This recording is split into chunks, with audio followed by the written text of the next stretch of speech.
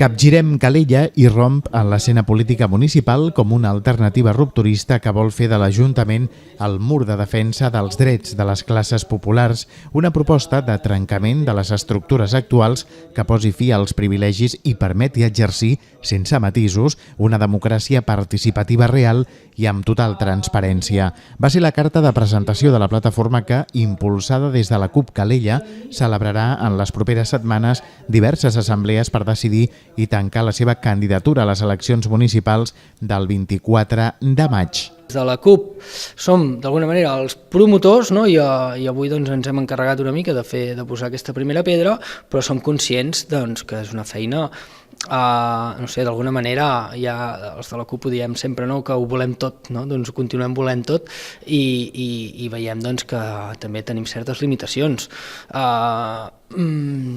Necessitem de l'ajuda de la gent i la complicitat de totes i tots per fer-ne d'això doncs, un projecte de futur, solvent, productiu i realment que, doncs, de poder fer un canvi i poder palpar aquest canvi a curt termini a Calella, que és super necessari. Sense el calendari tancat, que es donarà a conèixer a través de les xarxes socials, Capgirem Calella convocarà assemblees temàtiques per perfilar les línies programàtiques de la candidatura.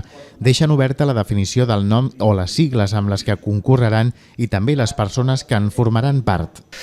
Més de llistes i més de qui fa un pas endavant i qui fa un pas més enrere, això es anirà construint mitjançant les assemblees, és a dir, es parlarà i es debatrà en assemblea i es prendran doncs, decisions que seran, evidentment, doncs, vinculants.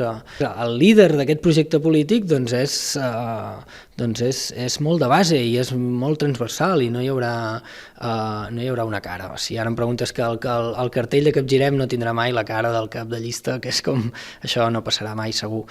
Al projecte electoral de Capgirem Calella s'emmarcaran els eixos ideològics que la plataforma va fer públics el desembre passat.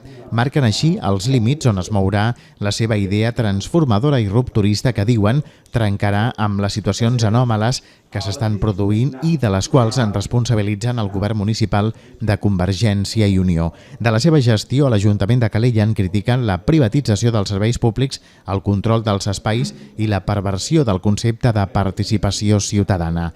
L'assemblea oberta de divendres passat va congregar una trentena de persones a l'Ajuntament Vell que van portar a debat qüestions que preocupen com l'atur juvenil, la precarietat laboral, les polítiques fiscals o la necessitat de motivar la participació en espais com els plens municipals.